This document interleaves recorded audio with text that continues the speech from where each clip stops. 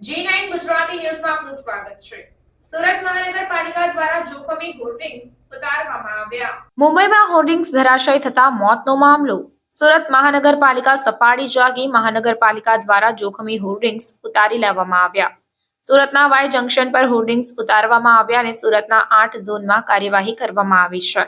સુરતના 8મા ઝોન દ્વારા Y junction પર કાર્યવાહી કરવામાં આવી તો હોર્ડિંગના તાર ખુલી ગયા હતા અને જોખમરૂપ હતું એટલે ઉતારી લેવામાં આવ્યા. આવા અનેક હોર્ડિંગ્સ ઉતારવાની કામગીરી શરૂ છે.